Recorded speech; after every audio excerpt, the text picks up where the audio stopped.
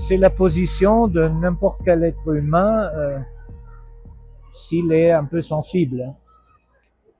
C'est-à-dire que tout ce qui se passe, que ce soit les grands bonheurs, mais aussi les grands malheurs, et maintenant il y a plus de malheurs que de bonheurs, me touche, bien entendu, en tant qu'être humain, en tant que citoyen, aussi en tant qu'écrivain.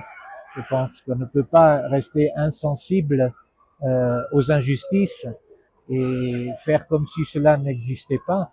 Tout le problème est comment cela peut entrer dans la littérature, ça y entre, mais il ne faut pas que ça y entre comme un article de journal ou comme un manifeste ou comme un pamphlet.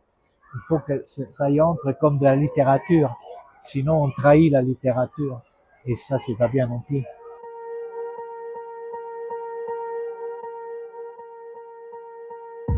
Ce qui est très important pour moi et c'est le voyage. Donc, avec mes livres, je voyage beaucoup. Je voyage à l'intérieur de mes livres, mais ils me font aussi voyager puisqu'ils sont traduits dans énormément de pays et donc je les suis comme maintenant ici. Donc je ne serais pas ici si je n'avais pas écrit de livres. Je viendrai peut-être une fois dans ma vie au Mexique, mais là j'y viens souvent parce que mes livres sortent et je cours après.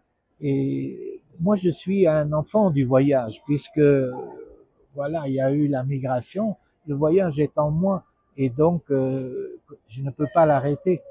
Et mes livres me permettent de le continuer. Donc ça, c'est vraiment fantastique.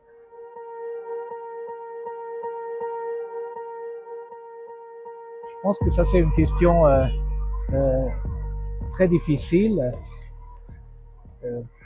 Un migrant, il a quitté quelque chose hein, et il rejoint autre chose.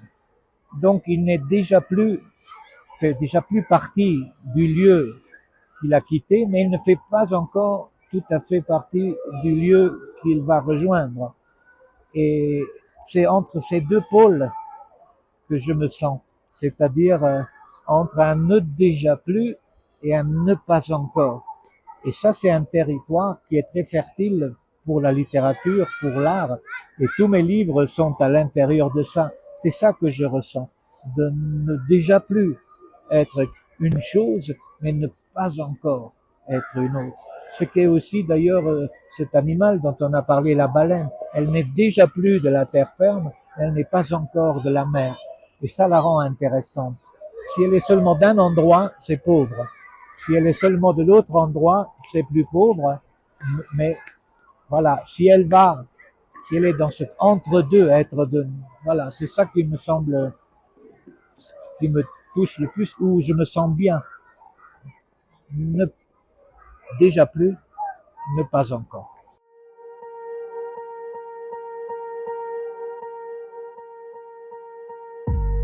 Venir d'un endroit et vivre dans un autre, c'est toujours une richesse parce qu'on vient avec un bagage et puis on le pose là où on arrive et là il y a un autre univers et tout ça va se rencontrer, va se mélanger. Je pense que ce qui enrichit l'humain, c'est justement le voyage et donc s'installer ailleurs et accueillir ce que les autres donnent et donner aux autres ce qu'on apporte.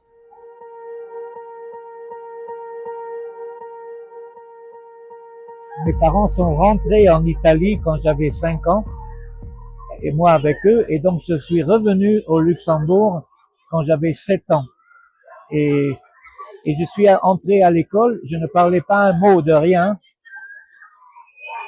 et je suis devenu le premier de ma classe.